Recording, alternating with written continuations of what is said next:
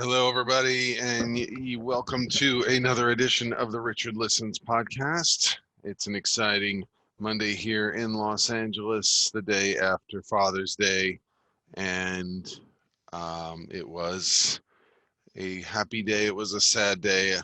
I hope all of you had a great day, but it was a mixture of ones for me, as this was the first Father's Day without my dad. So I'm sure that'll be a theme today on our few podcasts we record today. I thank you for bearing with me, but my commitment to you is to bring all of me to the show and be present with you. As always, please interact and send me your interesting questions or guest suggestions at Richard Listens Instagram or via patreon.com/Richard Listens. Today's guest is a mentor, an inspiring figure in the field of sports psychology, and the author of this book, Rebound, Carrie Jackson Cheadle. She's a mental skills coach and she's an expert in mental training for athletes, exercisers, health and wellness, and works with all levels of athletes, performers, whether they be in sports, business, or life, and helps them build resilience, improve upon outcomes, and accomplish goals by incorporate mental skills training. She's the author of On Top of Your Game as well as Rebound. She's also a podcaster and she's a certified mental performance consultant. She's also a mentor of mine. I'm grateful to have her on the show. Thanks again to our sponsors.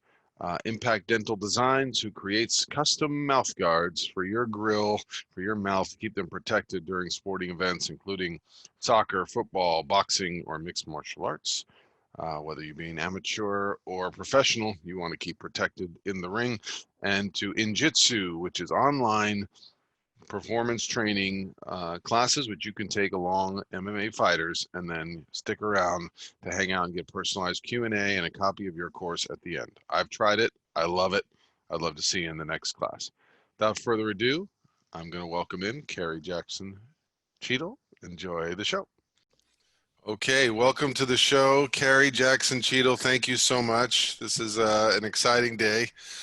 Thank you for joining us. My pleasure. I'm glad to be here.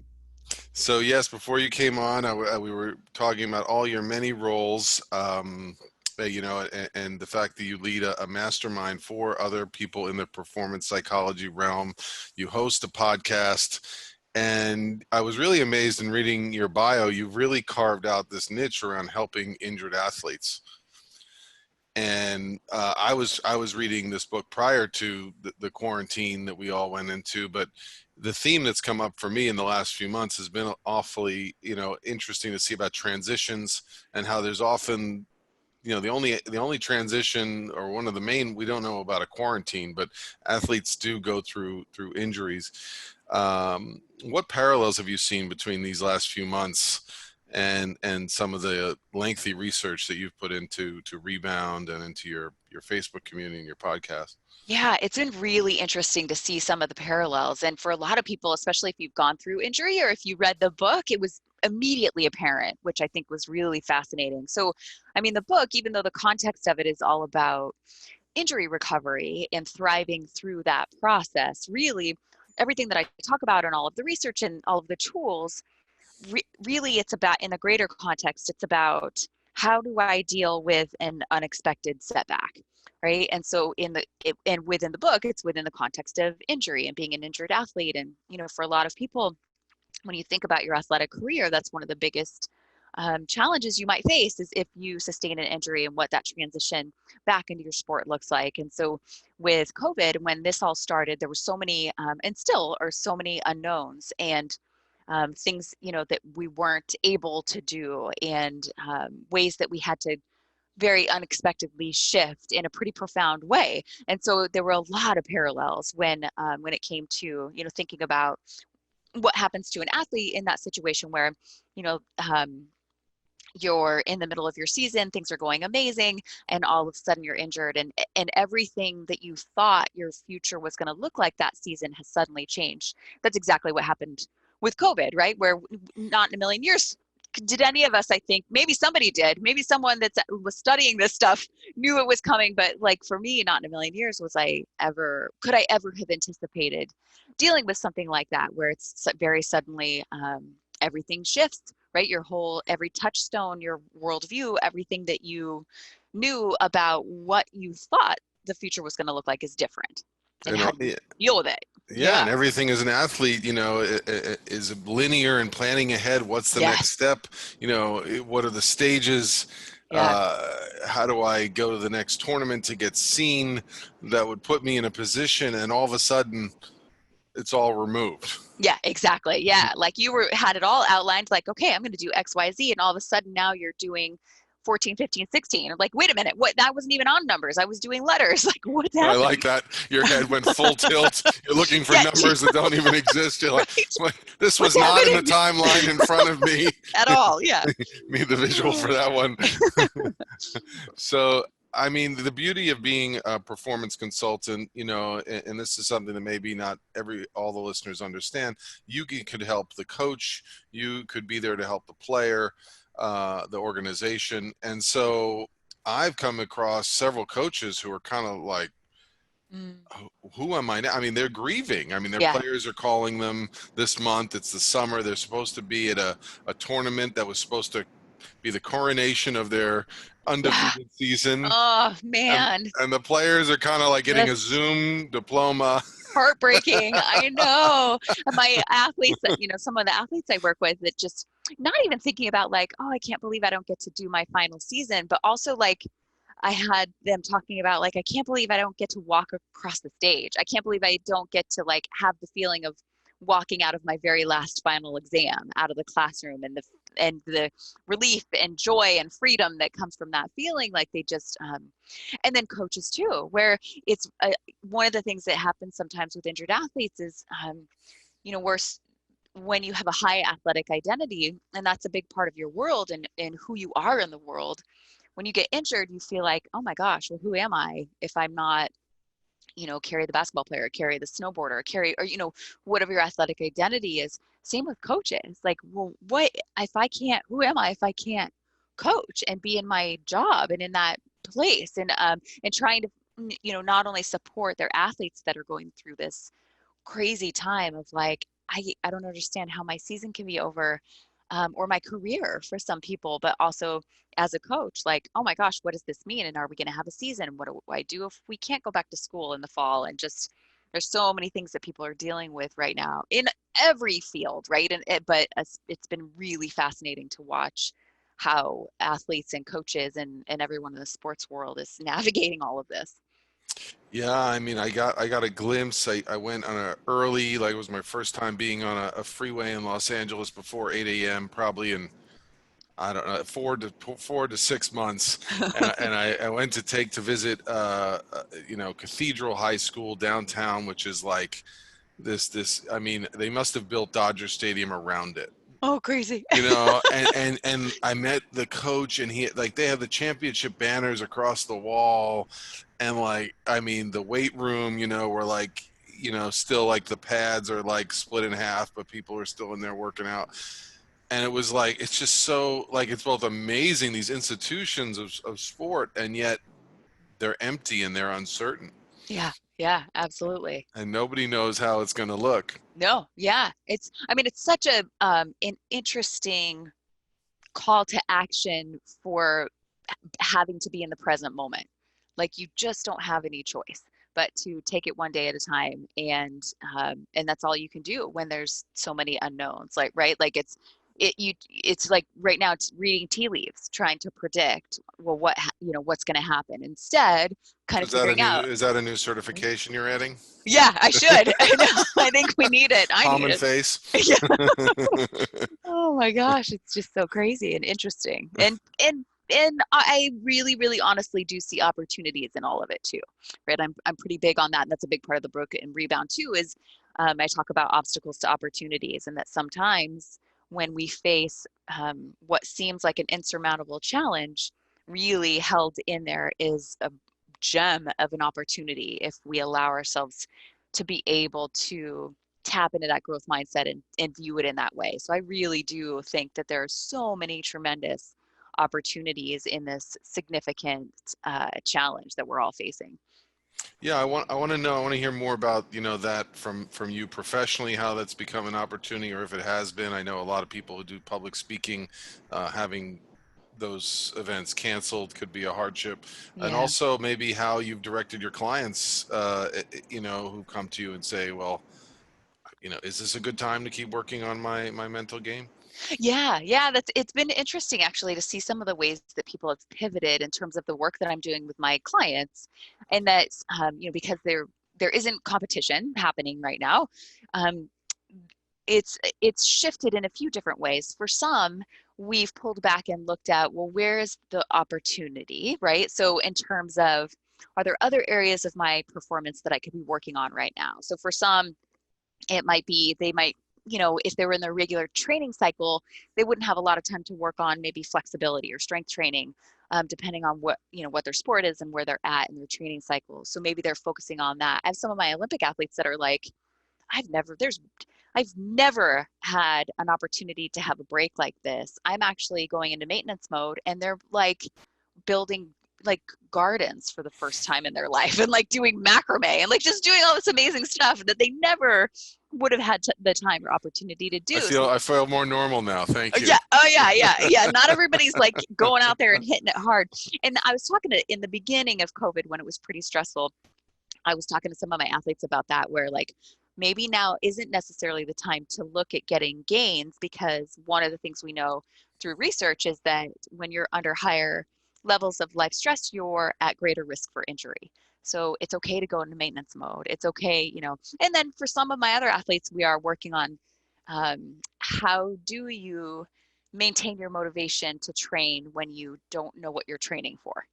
And how do you keep going out there and doing your workouts when you have to do them alone? So motivation has been a big one too, but then also just life resilience has been a big topic right now. And just like, how do I deal with this as a person? Like some of the stressors that people are facing through all of this. Yeah, I mean, I was going to say that's one of the greater causes of injury, right? Is other stressors, one of the risk factors. Yep. Yeah, it's definitely a risk factor. And we're still trying to understand exactly why, but there's a few different things that we know about when you elicit that stress response. We lose our peripheral vision. So you might lose sight of things that are coming at you that you'd normally be able to prepare for. So that's one thing. We also are less likely to be able to have access to certain parts of our brain that make decisions. So our reaction time might slow down.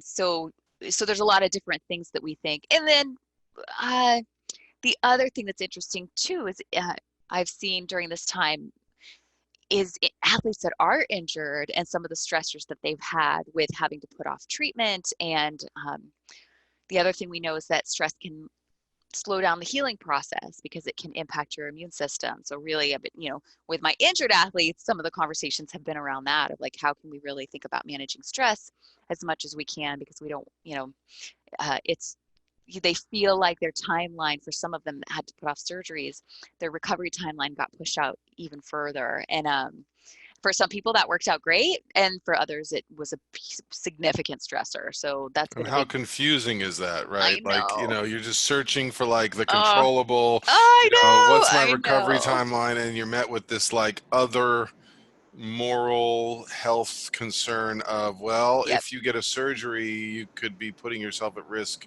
Yeah. in a career-ending way or in a life-threatening way. Like it's completely so. The fact that this is the exact time to reach out to a consultant or a Yeah. provider to kind of walk through these decisions because they're beyond sport. Yeah, exactly. Yeah. It's been interesting that my athletes that have really been grateful that that we had been working together, and they've been able to get that type of support during this time, which has been really interesting to be a part of and to watch them go through that process. Yeah, so a little bit we'll shift gears. I always like to feature, the performer themselves. I mean, you've Uh, presented at conferences, national conferences that I've attended. How did you get inspired to take on all these different roles? Did you go through an injury yourself? What motivated you to be there in this way at such a crucial time for performers? Yeah, I did actually. I've gone through quite a few injuries myself, and but the thing that really led me to, the path that led me to finally writing this book, there were a few different pivotal moments, and one pretty significant one was I had a knee injury before graduate school. So before I knew sports psychology existed and knew anything about it, I had to have knee surgery, arthroscopic knee surgery, torn meniscus. And I had a really hard time recovering from that and regaining my confidence in my knee, especially for my sports were snowboarding and rock climbing. And in particular, at that time with rock climbing, I couldn't trust putting my full weight um, on that knee to be able to step up on, in certain moves and climbing. And I really, really struggled. And I struggled during the rehabilitation too with pain management and just all kinds of stuff. And so then fast forward a few years and I decided to go study sports psychology for my graduate work. And while I was in the middle of the program, injured my knee. Same knee, different injury. I tore my MCL in just like a fluke snowboarding accident. And almost immediately, like as they're taking me down the mountain in the sled, I'm thinking to myself, like, okay, I'm going to apply everything that I'm learning in the program to recovering from this injury and see what that's like to apply it there. And the difference between my first knee injury and my second was light years. Like there aren't even words to describe how different that was and how remarkably incredible my second recovery was compared to my first recovery, and that I came back into my sport stronger than I ever was before the injury because of a lot of the mental training that I did during that recovery time. So that was a big one for me, was recognizing like, oh my gosh, everybody needs to know about this. And we weren't, even though there was a lot of research, and now there's a lot more research at this point, going into injury recovery and the mental aspects of it, there was no applied help for athletes. There's all this research, but no one out there kind of like disseminating this information and helping them do this. And so, I had done some work with a lot of injured athletes in my own private practice. And then I was running some support groups. And then it really dawned on me like, okay, now it's 15 years later after I realized everybody needs to know this, and there's still nothing out there. Like, what's happening? So then I wrote the book. I was like, all right, this is my next book, is Rebound, and helping give injured athletes like the actual tools to be able to, first, the understanding to see like, oh, that's what I'm going through and that's what I'm experiencing, and all of this is normal, and now here's what you do to help yourself with confidence and resilience during that injury process. So it just was like, it was past time.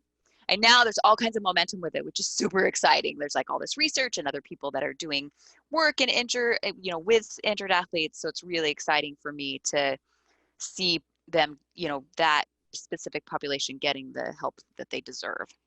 Yeah, I mean, it's.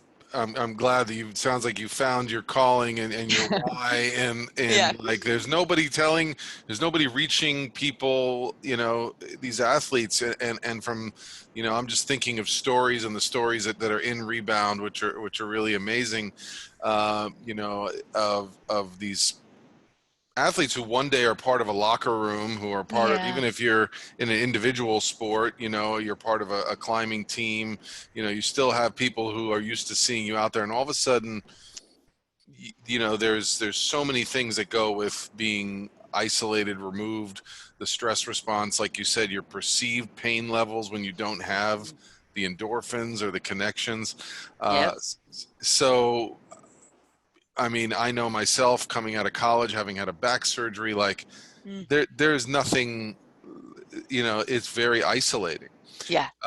So how did you, so you got the idea to create the community online. It Hmm. sounds like it's become an entire uh, network of resources for athletes to be there for each other. How has Yeah. it evolved? Oh my gosh, it's been amazing. Like, so I had that idea for a while. And then when I decided I was going to write the book, and then I ended up connecting with my co-author and decided, you know what, let's collaborate. I think this will be a great collaboration instead of doing it solo. I finally was like, I told Cindy, and I was like, I've had this idea for a while of having the Injured Athletes Club, and it's a support group online. And we were like, you know what, this is the perfect time.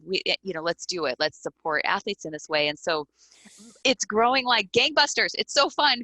And now it's amazing to see all of them supporting each other. So we're still in there and active and like engaging with the group and encouraging people to share their wins and share their challenges. But they're giving each other more support and advice now than we possibly could, just the two of us. So that's been really cool.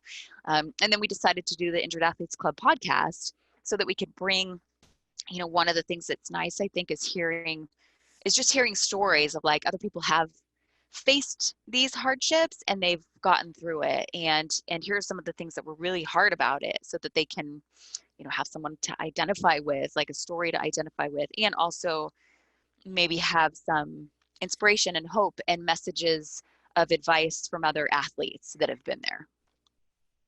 Yeah, I mean, so are there moderators? Are the athletes just, in there running it themselves? Like how have you built it? Yeah, so for the Facebook group, the support group, so myself and Cindy moderate it, and there's certain posts. We're sharing resources. We're every Wednesday we have our hashtag Winning Wednesday, where everyone gets to share. Have different prompts and have people share what they're proud of that week, or what's something that they're feeling grateful for.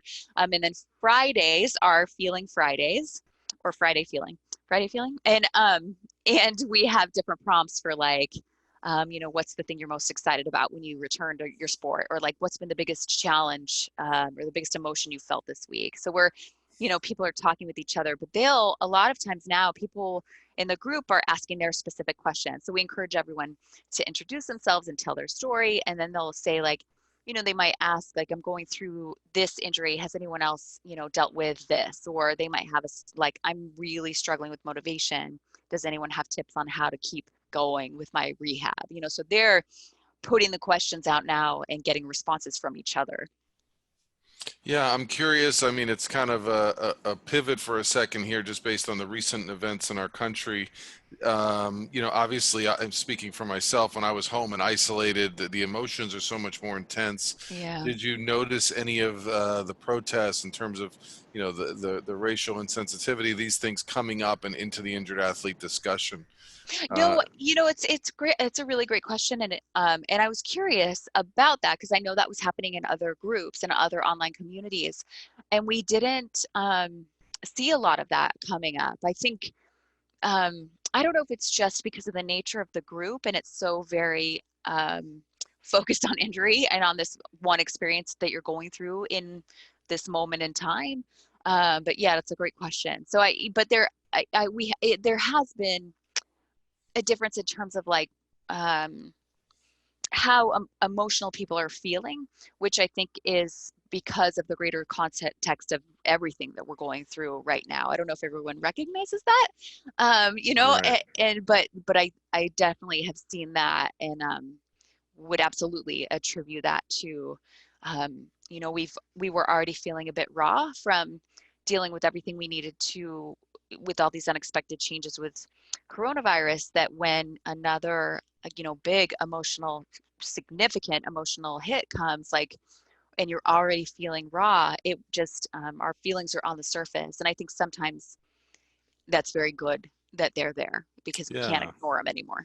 And a group and a community. Thank you for saying that. Yeah, it's like at the tipping point. And a group and a community can be corrective, right? Yeah. If you're in a place where you feel safe, Yep. then it's kind of like you feel protected from the avalanche. Yeah. The LA Times this weekend did have an interesting article on the power shifting now more towards the athlete in terms of the choices of where they go to play, where they will return to, identifying more with their coaches' belief systems, Yeah. and the community that they're going to. Um, yeah, how do you think this may impact choices Yeah. going forward for That's a athletes? really interesting question. I think that it will both impact choices, which I think is going to be really interesting. I've been so curious to see how I was already curious to see what this transition was going to look like for athletes coming back, and things that would change and things that would remain the same. And now even more so with thinking about where will people choose to go, and will they put more thought into wanting to make sure that they are going somewhere where they're going to feel supported and have similar values to their coaching staff.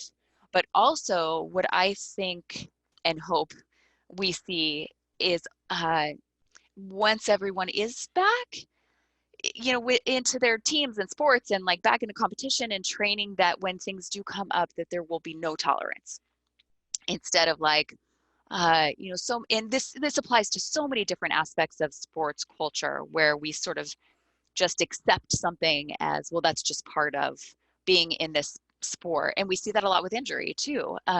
So what I really, I hope happens, and what I'm excited to potentially have happen, is that we hit a tipping point with many things, where we just kind of recognize we don't have to do the status quo anymore just because that's the way we've done it. And we don't have to accept that as part of our culture because, oh, that's just how we do things here, whatever, you just brush it off. I think when things get that raw, you can get to a place where you can say, no, that is 100% unacceptable. And have our own hard boundaries about that stuff. So I don't know. Yeah, it'll be interesting to see what happens. Is that what's happening? I don't know if you have any NBA clients on your roster, but in terms of players having a little bit more power and saying, "No, I'm on my own recovery timeline," or "I'm going to trust my own doctor." Yeah, it's interesting. Sometimes. So what happens with injury in particular, it depends. Man, it's so complicated too. And this happens not only in professional sports, but also collegiate sports, where sometimes you might have a team doctor, and then you might also have someone that you trust as your own personal doctor. And when you have a difference of opinions between those two, it can be very stressful for the athlete.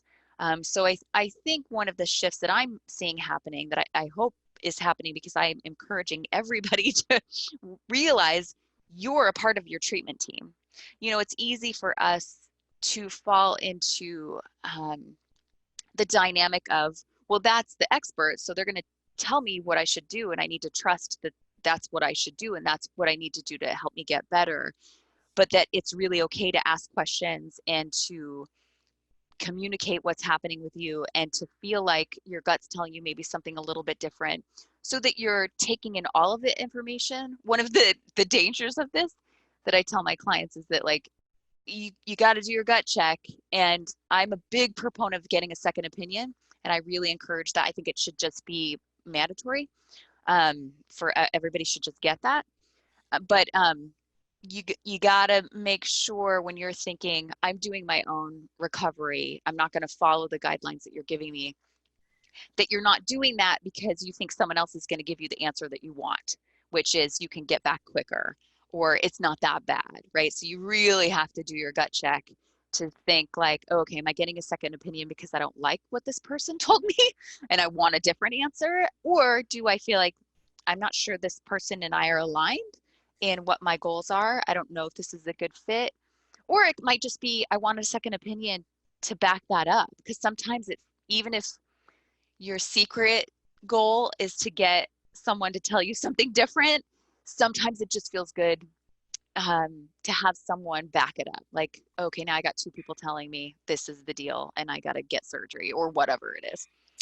Yeah, Carrie, I mean, when I was, having back surgery at 23 years old, and I Oh, didn't, the community I was from, New York, conservative at the time, right around the millennium, like everything was cut, everything was surgery. So no yes. matter how many Yeah. opinions I received, it was Yes. the same opinion. Yeah. So, how do you encourage athletes who are maybe the first time away at college, or even, young pros, to get informed when maybe they don't have the resources to be bringing in their own private doctors yet? Like, Kawhi Leonard, right? They're not that Yeah, stage of their right. career to, so how do you get this balanced opinion and make the right decision when you're on a scholarship? Yeah, that's a great question. I think one thing to take into consideration is that we can alleviate anxiety and feel more empowered when we have actual facts and information. However, one of the dangers in our current sort of technological world is that we now have access maybe to too much information. So you really have to balance it out and recognize that it's so empowering to get information. So, like in the Injured Athletes Club on Facebook, people will ask each other, like, what were the things that you did? And so that's information gathering. Although it can be really powerful, you also have to recognize everyone's injury recovery is different. Everybody is unique in what their needs are, and their recovery might look different than yours. However, it might expose people to different treatments that they didn't even know existed. When you have, it's almost like a crowdsourced type of information, because you might, instead of being by yourself, and maybe there's one other guy on your team that had the same injury a couple of years ago, and maybe you can call him up. You've got potentially 50 other people that have had a similar injury that you can crowdsource information from. You just have to be cautious about getting too much information. And it's okay too to, like, if you say you meet with your doctor, number one, it's always okay to ask questions. I encourage people to go in with a list of their questions. It's okay, to ask them if you can, bring an advocate with you or record the session, because a lot of times what happens when you're in there and you're getting information that's unexpected, or Overwhelmed. devastating. Exactly, you're completely overwhelmed. You haven't. As soon as the doctor says something about your injury, you don't hear anything else that he or she says after that. So it's okay to ask if you can record it. It's okay to bring someone with you that's going to take notes for you. And it's okay to ask your physician, like, is there someone else you would recommend that I get a second opinion from? And if they, if you get a reaction from them that's like, oh, well, like a guffaw, like you don't need another one, that's not the person for you. Like, Yeah, yeah, and I you just don't want want to that. highlight one of my favorite sections from Rebound. So I hope everyone's getting the point that I want you to read it. It's important for professionals and it's important for athletes, is that when support falls short, because it's very easy. So often, sounds a little cliche. Hey, it's crisis going on. You have an injury. You're in a quarantine. Get support. But what Yeah. happens when your support is failing you? Whether it be because they're biased in their opinion, or because they're biased racially and they're insensitive, or Yep. culturally. So what happens then? And so what are some of the tips? I thought that was great. And another thing that I really grabbed on was the different types of support, to know what you're asking for. Sometimes you're looking for information, sometimes you're looking for motivation. Yep. So maybe if you can just take a minute and speak on Yeah. that. Yeah. It's a significant part of the recovery process, like this idea of support. And social support, we know through research in general, not just with injury, but specific to injury also, that social support is a buffer against stress. So um, and it definitely, the an athlete support system is going to factor into outcomes of their recovery journey. So really thinking about, and there's two pieces, right? There's both making sure that you're being proactive about asking for the support that you need and understanding the support that you need, as well as making sure, kind of assessing your support system and seeing, is there someone else I need on my support team that's going to fill one of those?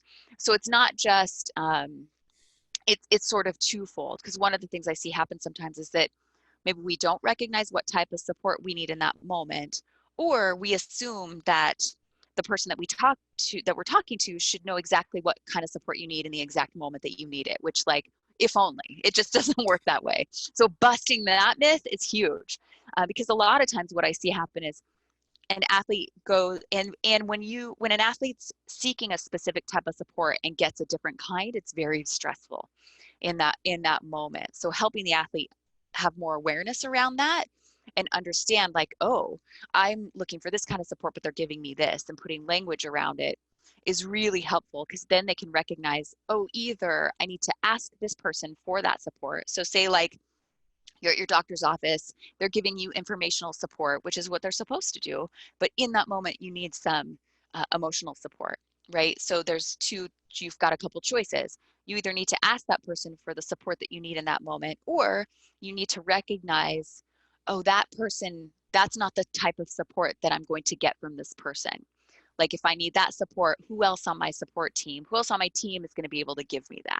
And that happens to us as professionals as well, Totally. right? Absolutely. Yeah, Sometimes I need to reach to Carrie and say, how do I get this book published? And exactly. sometimes you need someone to give you an attaboy. You can do this. Exactly, The exactly. quarantine's an opportunity. Yes, yes. We need all of those different pieces. Yeah, and you can't rely on one person to give them all to you. It doesn't work.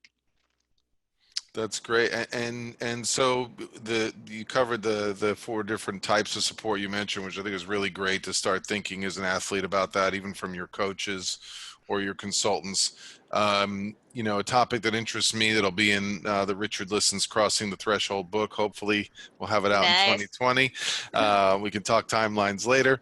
But is burnout, right? And a lot of Yeah. people hear this term, and especially a lot of my clients happen to be I'm surrounded by two hospitals here, Mm. Cedars-Sinai in LA, and Oh, on the right. front lines with the COVID crisis. I was getting the foreboding a few weeks before we were sent into quarantine. So how do you help with burnout when you're in a situation, whether you're an athlete under such intense pressure that doesn't remit, Hmm. or you're a physician who's bombarded with high risk clientele? Yeah, one of the things I'm telling all my athletes right now is to double down on their self-care.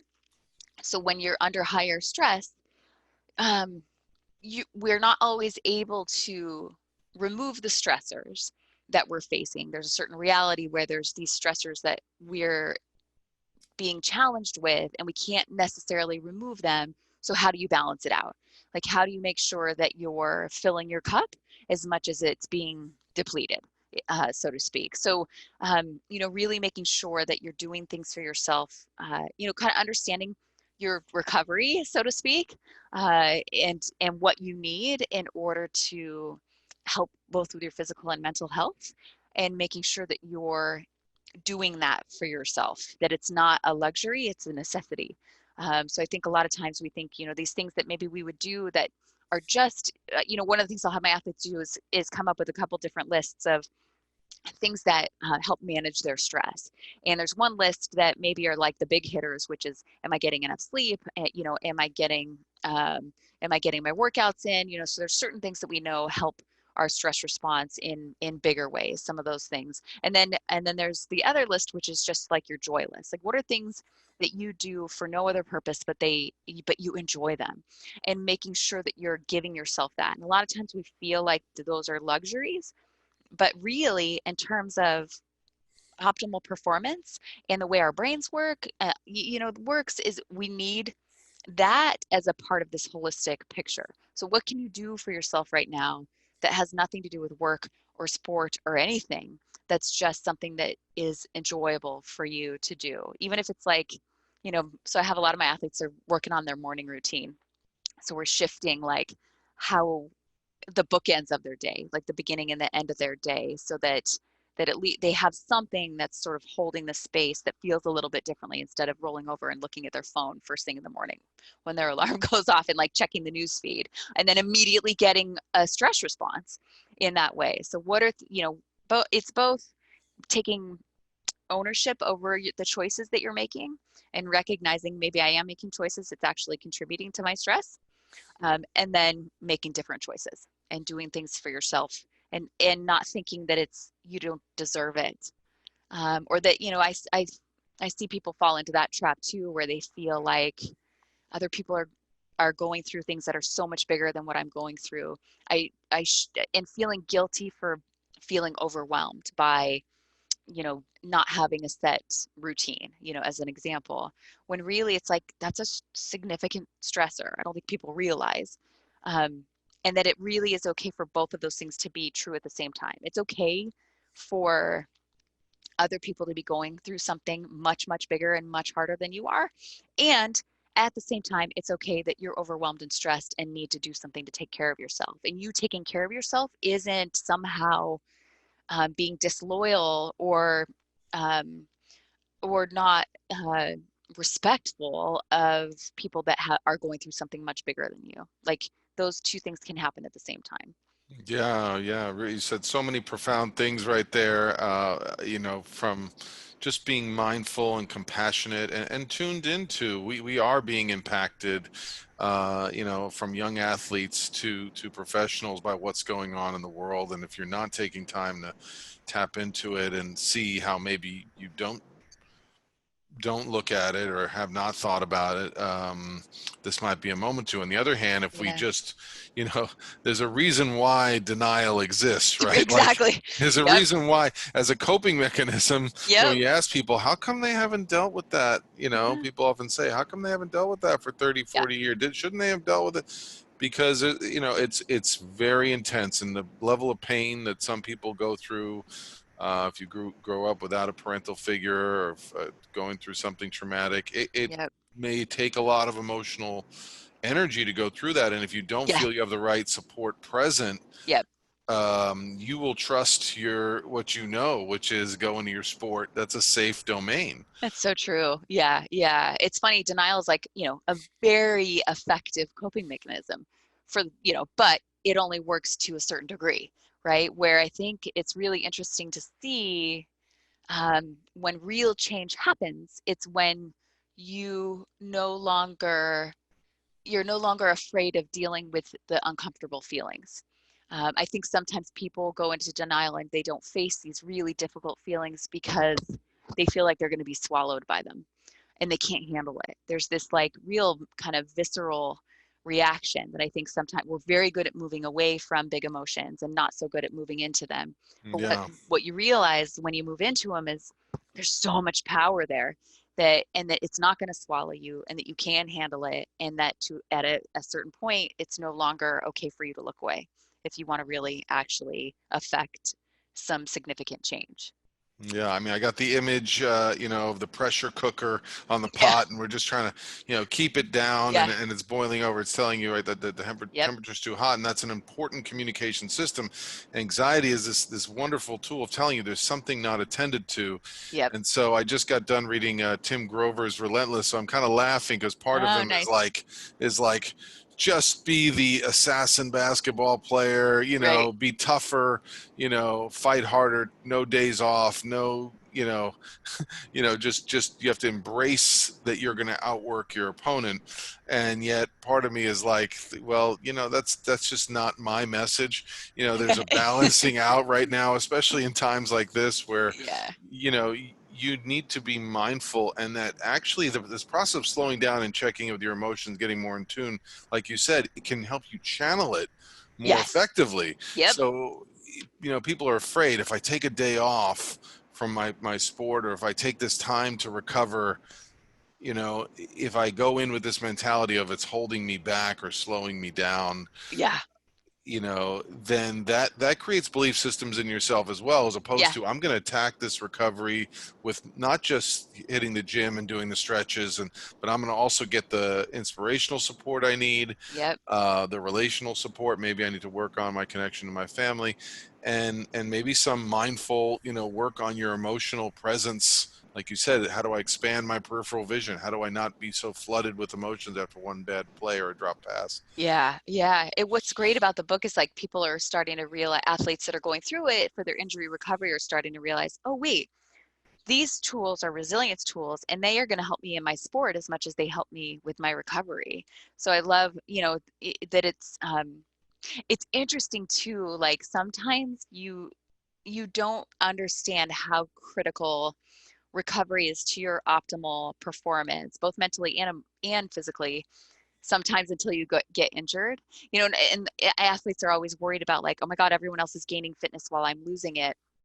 But by the time they get through, one of the lessons a lot of them learn is like they have such a greater understanding of their body and a greater understanding of how important recovery is to the big picture. And so instead of like, I I got to drive, I got to keep going, I got to work harder, that they understand, oh, in order to work harder, I also have to let my body rest.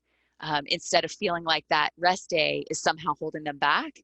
And sometimes you don't really get that until you get injured. And it's kind of smacks you right in the face. Like, Yeah, okay.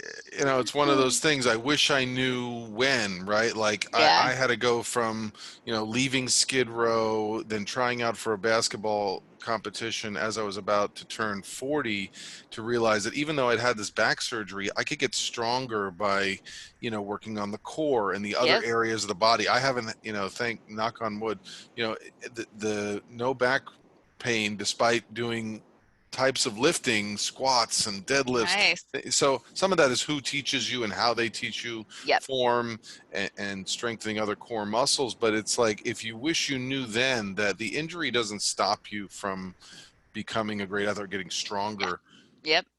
it may help you shape the way, you focus, prepare, train, Hmm. and attack, right? It doesn't Yeah. make you weaker. It's Yeah. not, in fact, right, if you're building, elasticity in the muscles, if you're building flexibility, even Shaquille O'Neal did ballet. So Yep. uh, That's right. don't be afraid to buy a foam roller and a band Yes. to go with your weight set. Oh man, I love my foam roller. Not everybody can say that. I love my foam roller. People are like carrying them around now. They're I'm like, right. I know, it's so funny. So, Carrie, I really appreciate your time. Maybe just in closing, share what's coming up for you. I really love the 80/20 rule, everything that's coming out of Rebound. Share how can people stay in touch with you and what you got working on as we Yeah. relaunch. Yes, the big relaunch. Yeah. So, I mean, I have all kinds of mental training tools on my website, which is www.carriecheadle.com. And then we also have resources specific for injured athletes at www.injuredathletesclub.com. And over there at that website, you can get access to the podcast, to the Facebook group, jump on the newsletter, and there's some really great resources that we give out to people. And so you can contact me in both of those ways. And I'm really thinking about, some more like what offerings for both for doing some group coaching for injured athletes online, and then also starting up a membership around resilience. So I've got some of the blessings of COVID is me thinking about some of these other cool things I want to start offering. So that those will be coming down the pipeline, hopefully sooner rather than later, but maybe Yeah, fall. and we'll be sharing all the show notes, all the ways to contact Carrie on Twitter or Facebook, or the various websites. What's one way, Carrie, you've been keeping yourself sane through all of this? Oh man, I've been I'm definitely working out. That's been a huge one for me. That's a very big part of my mental health, actually, in addition to my physical health. But also I've been doing these like little staycations before we were able to go out, where my partner and he and I would like decorate our whole living room to look like a beach, and had beach chairs and like tropical fruity drinks with fun umbrella straws, and like just like pretended like we were on the beach, had the ocean playing on Alexa in the background. Like it was, so that's been part of my sanity during this time. That's amazing. That's amazing. Yes. If you do go to the ocean and half the people Yeah, have masks and half the people don't, that I can cause know. more anxiety. So Exactly. half my, it's good for business for me, but it's Yeah. that's really good because they do say mentally, right? If you cannot get to see the horizon, which is really good for your mental health to get Yes. out of your environment, Yep. then even just an image of the horizon. Yeah. Yep. Your brain doesn't always know that it's still getting that message. So yep, it's pretty awesome. It was like, So, it was more lovely than I thought. I always hated the idea of staycations before. It's so funny. It was like, oh my God, it's lame. Just go somewhere, which is like so judgmental and horrible of me. But I couldn't wrap my head around it until this happened, and it was like, this is the best thing we've ever done for ourselves. Like it's so well, really owning restorative. the domain of your house and your home. Yeah. Like we've been like little kids by the door waiting for our little solar Right. lamps to come to hang around. Every little bit of like improvement to the space Yes, is amazing. exactly. So It's in so true. between sessions, I'm running around. I've never painted before in my life, and I've been like painting doors. Oh, nice, nice. So like my kids are terrified of me running around with a Oh, what paintbrush. are we gonna paint next? Yes. So then I have to learn the different which kind Uh, of roller you use and when do you need a brush. that's YouTube awesome. has been a tremendous gift. So Yeah, exactly. Oh, well, thank you so much for being generous with your time and for being a mentor. And I'm hoping to roll out a similar program for retired athletes. So hopefully there'll be yeah, some collaboration down the road. And thank you for all you do for the community, for the world, for the field of sports psychology. absolutely. My pleasure. Yeah, thanks for having me on the show. Okay. Thank you. Ladies and gentlemen, please catch out. If you haven't checked out Rebound, this is what it looks like. And you can, where can you get it? Amazon, where else? On your Yep. website? Amazon, Barnes and Noble. You can, yep, on the Injured Athletes Club website or at the publisher, and also Target Books. There you have it. True leader in the field. Thank you again, Carrie Jackson Cheadle. My pleasure. Well, that was a true treat, everyone. I hope you enjoyed it, and I hope you got the hint to please go out, check out Carrie Jackson Cheadle, her website, her book, or her podcast. And if you are an injured athlete or know an injured athlete, check out the Injured Athletes Club on Facebook or join the group. I'm sure we can help athletes more in coping and dealing with their transitions and injuries. I'm Richard Listens. Check me out on Instagram at Richard Listens. If you need help, please contact me on my website for performance coaching or clinical psychology, richardlistens.com. Thanks again to Impact Dental Designs and Injitsu, our sponsors. If you need a workout at home, whether you be in quarantine or beyond and just want to keep in shape and see some of the great MMA fighters of our time, get to know them, get a workout, get a sweat, ask them a few questions about their performance routine, check out Injitsu. And if you need a mouth guard for your own sporting event and protection or customized for someone you know or love, check out Impact Dental Designs. I'm Richard Listens. Thank you, everybody. Have a great day. I'm out.